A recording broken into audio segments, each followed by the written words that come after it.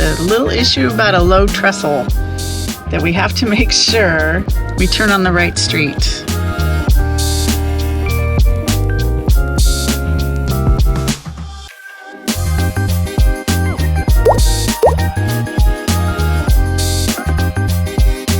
This is one of the things I love about having a fifth wheel is if I gotta pee, I just pull off side of the road. My potty's right behind me. It's clean. And it's clean.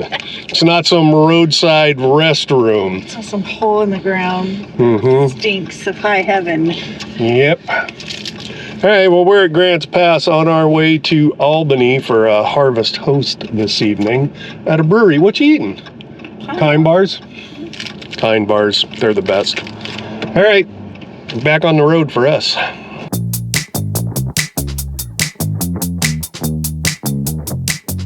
Coming to our first harvest host here in Oregon. When we got the acceptance, there's a little issue about a low trestle that we have to make sure we turn on the right street, or we're gonna hit like an 11-foot trestle, and we're 13.6, so. Yeah, it has us turning on Madison. So it's doing what it's supposed to do. Which it didn't do that all day today. No, it tried to send us down some dirt road with a gate across it. So fingers crossed, this goes well. Our GPS turned us a block before the 11-foot trestle and sent us under a 14-foot trestle. All right, folks, when we made it to our harvest host for this evening, which is Deluxe Brewing in Albany, Oregon. I'll show you where we got to park. There's like this little grassy area under some trees. So we just slid the trailer in there and parked it there. Now, we're going to have a beer. Tony Town and Gracie are ahead of me because they really want a beer. Deluxe Brewing was located in a spacious old warehouse. They had an amazing selection of beers, but we were a day early for the free ones. We did, however, show up in time for the Monday acoustic jam night. The place filled up with local musicians who played all kinds of different tunes. Tony and I both got a flight. That looks like a straight up stout. That's pretty. It's very stout-like, yet still lager-like. Well, I have it as well, so I'll give it a try. It doesn't smell heavy like a stout. This is gonna sound snobby. It has the mouthfeel of a lager, but yet the flavor of a coffee stout. The cloughness is really good. I like that. Yeah, it is a really good beer. Tony and I both had a flight, and a pint, and a pint, and another pint. Then we saw the most Oregon man ever. Yes, that's a top knot, beard, banjo, and a cat on his shoulder. Today, we are pulling out of Albany, Oregon at Deluxe Brewing, which was tons of fun last night. Oh my God, too much fun. Right? Too much fun to the point that we're a little hungover this morning. But we only have like an hour-long drive, and so we stayed in bed until like 10 o'clock in the morning. We never do that. Never do that. But one of the things that I want to test this morning is we want to see how far down our batteries can be and still have the ability to pull our slides in and out and hook up the truck and all that stuff. I looked at our Furrion battery gauge this morning and it's saying we're at about 52%. It's actually charging, because when I woke up it was at 50 and now it's at 52, even though it's a little overcast today. Yeah, because it's getting a little bit off of the solar. Yeah. So it's charged up a little bit just from the solar. I figured this is a safe way to test it because I always have the generator in the back of the truck. Let's see if this works. We do our slides. For some reason, we've always done this. We do 3, 2, 1. So 3 being the bedroom, 2 being the kitchen, and 1 being the living room slide. So we always do 3, 2, 1. So I'm gonna have Tony start pulling in the slides, and hopefully they all go in. We don't have to hook up a generator. Every time we do slides in and out, I get anxiety. Oh, here it goes. Here goes number 3. Almost there. 3 is there. Now I know she's going to go to kitchen slide. Here goes the kitchen slide. Kitchen slide is in.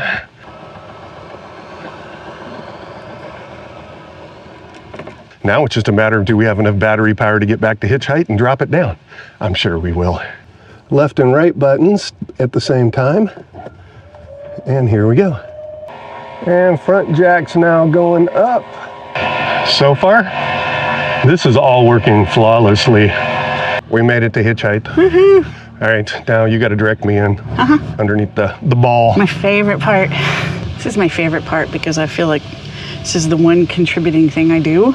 I'm pretty good at it. If he doesn't have to get out and move the truck at all, consider it a win. So he lines himself up based on certain attributes of the trailer. And I have him stop about here.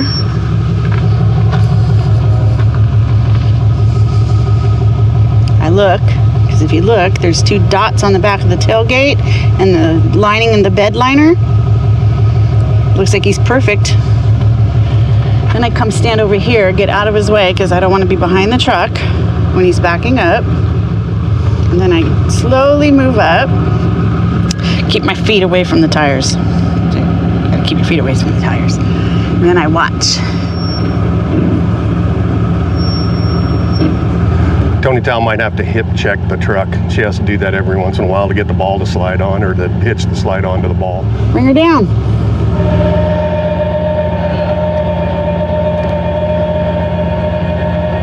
Hold on. Hold on. Stop. There we go. One and done. It slid right on. Tony Tal didn't even have to hip check the truck. All right, so we're wrapping everything else up and we're getting the heck out of here. We only have like an hour drive today, so yeah, it'll be fun. I know a place where we can go and be alone. So we have made it to Dundee, Oregon at the Dundee Hill RV Resort. This is the Pacific Northwest I remember. Rainy, cloudy. Yeah, typical Oregon weather. Welcome to Dundee, Oregon. I was just calling to see if you're free to run away with me.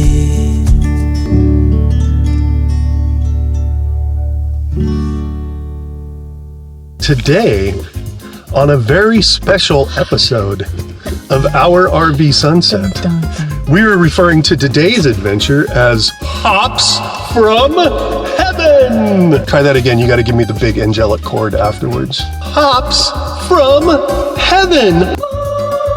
That's the one I was talking about. So what do we mean by hops from heaven? I'm going to turn it over to the lovely and talented Tony Tal to inform you on today's fun-filled festivities. We are going to 2 different breweries today with some friends that actually live up here in the Pacific Northwest, Monica and Dawn. One is called Top Wire Hop Project, and the other, it's a brewery that is run by Benedictine monks. Hence the hops from heaven. I don't Get have it? the name written down.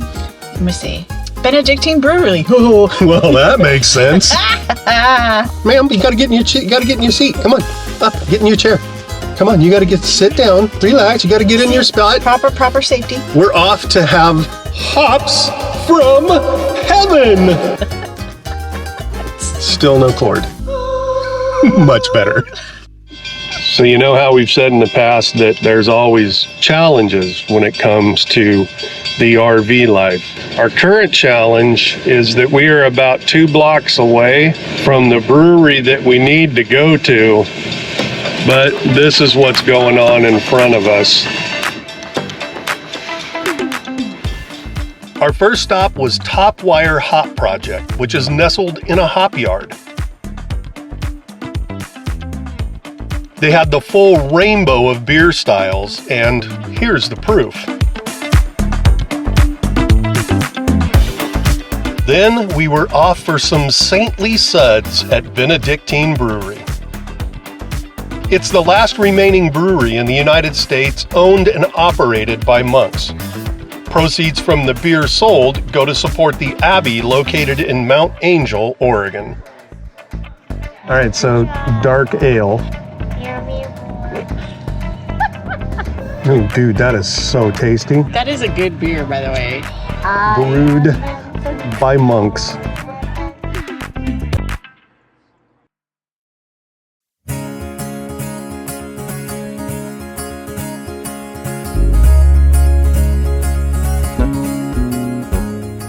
All right, so today we are at the Evergreen Aviation and Space Museum and Water slides. and water park.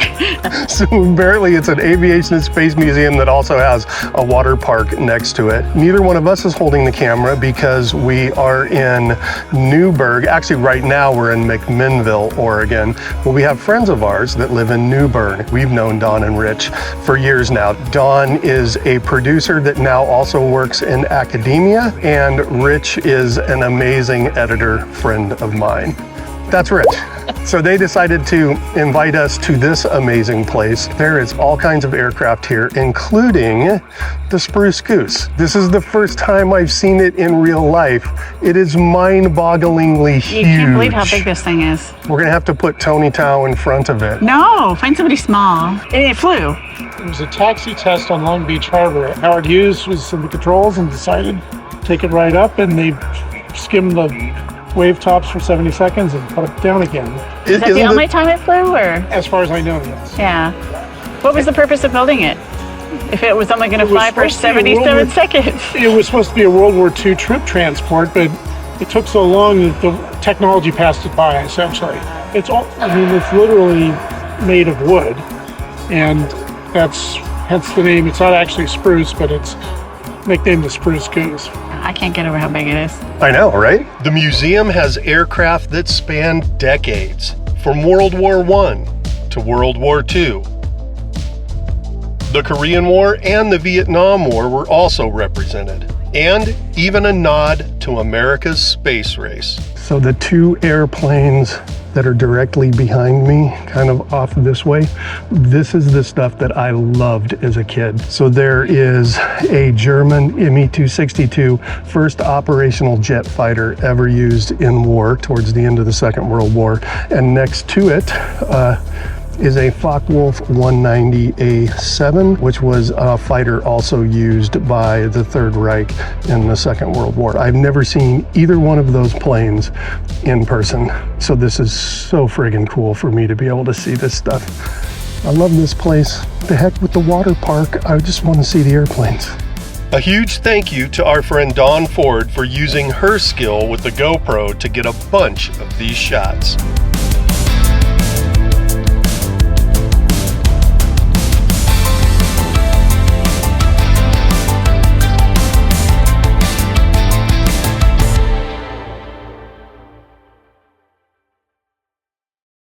Wait. Hey. She's just too excited about going on a hike. All right, kids, so that's what the morning looks like when we're going somewhere. Gracie's just all excited. What are we doing today, Tony Tao? Where are we going? What are we doing? Silver Falls. Silver Falls State Park? Yeah. Silver Falls, that's easy for you to say. Silver Falls State Park. Why is my mouth not working this morning? Maybe I'm stroking out. I don't smell like toasted walnuts, or wasn't that what you're supposed to smell? Burnt something. Burnt toast or something. So we are going to Silver Falls State Park. Tony Tao found a hike. It's the North Falls hike. Yeah. That is dog friendly, and we haven't done a waterfall hike since last season. What was our last waterfall hike?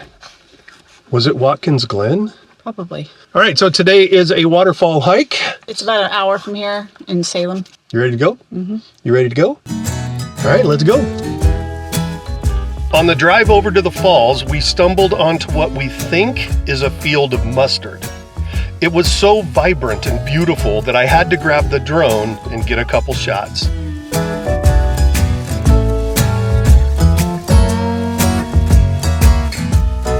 All right, so we have made it to Silver Falls State Park.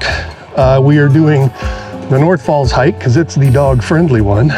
Tony was also saying that there is a 10 Falls hike. Yes. And that's how far? 7.1 miles, I believe. And 10 falls because there's 10 waterfalls. 10 waterfalls on it. So if that one's not dog friendly, so if you want to see 10 waterfalls, don't bring your dog. You should see what's in front of me. This looks like Jurassic Park.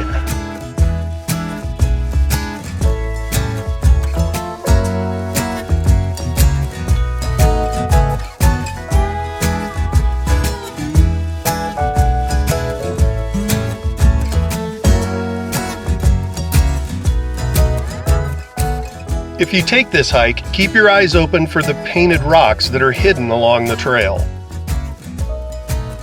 This pink flamingo was our favorite.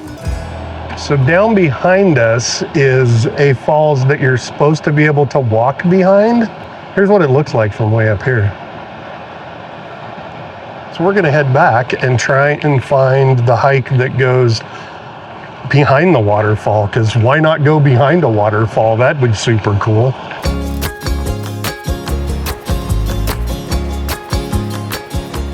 We run into a bit of a kerfuffle here. Because the one trail that she can't go on is the one that goes behind the falls. Yeah, so I'm gonna go down that trail just so I can get you some shots of it. Tony's gonna go up this trail, and then we're gonna meet back here in 15. So 20 minutes. We'll be 20 minutes. By 1 o'clock. Be back here by 1 o'clock. Yeah. All right, we're splitting up. Let me kiss. Don't panic. This is the trail she's gonna take. This is the trail I'm gonna take. I feel like I have my work cut out for me. She has more work cut out for her going uphill. I absolutely agree. All right, ready? Break.